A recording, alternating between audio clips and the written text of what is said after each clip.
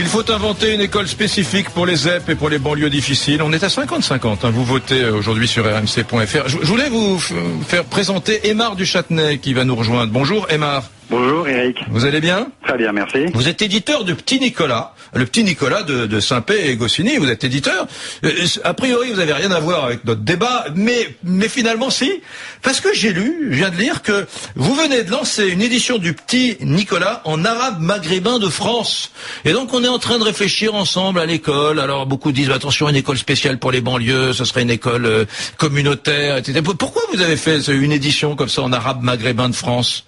Alors, l'arabe maghrébin de France, c'est une langue de France. Vous savez qu'il existe des langues régionales.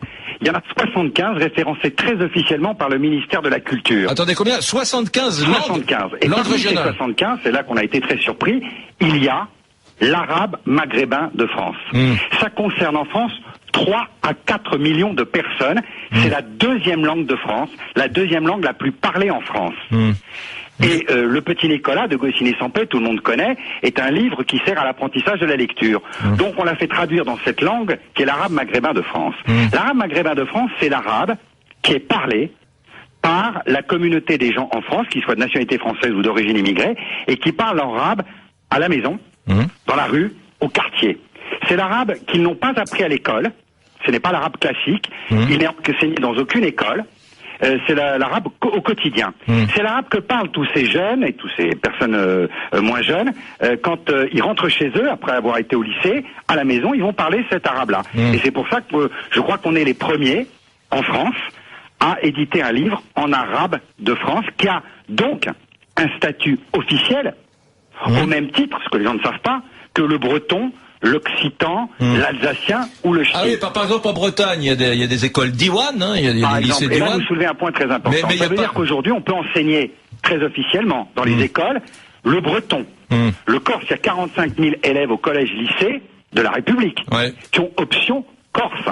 La question se pose, est-ce qu'il doit y avoir je pose la question, je ne sais pas que c'est pour ou contre, une option arabe maghrébin de France qui a donc un statut officiel et qui a donc de centaines de milliers, on a dit 3-4 millions de locuteurs.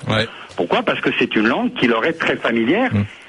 Et j'ajouterais que cette langue a été une option du bac pendant 5 ans et qu'elle a été supprimée. Il y a eu 10 000 candidats au bac en option arabe maghrébin de France. Anne Coffinier, vous apprenez pas à Montfermeil à vos élèves l'arabe? Nous, on va à l'essentiel. Et l'essentiel, c'est qu'ils maîtrisent la langue française. Alors, le jour où ils seront des dieux de la grammaire, de l'orthographe et de la conjugaison, on envisagera l'apprentissage de la langue arabe.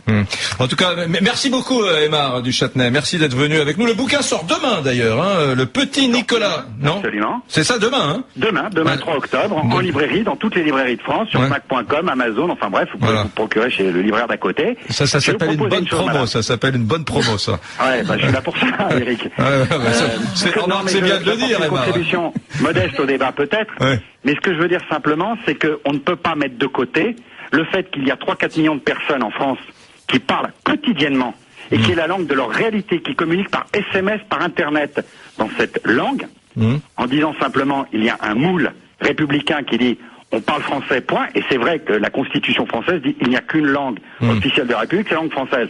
Reconnaître cette diversité linguistique, la Corse, le breton, l'alsacien, le ch'ti, et dire on fait fi de cet arabe pratiqué. Mais je vais faire une proposition, madame, et puis j'en termine. Je vais vous offrir, madame, si vous voulez bien, un don. Je vais vous faire envoyer une trentaine d'ouvrages de cet arabe maghrébin de France, parce que ça permet aussi de réconcilier toute une partie de la population qui n'achète jamais un livre, parce qu'il n'existe pas de livre dans leur langue quotidienne. D'accord. Merci beaucoup à Aymar du Châtenay. Donc sur l'enveloppe, vous mettez bien École Alexandre Dumas à Montfermeil. Vous trouverez les coordonnées. Bon.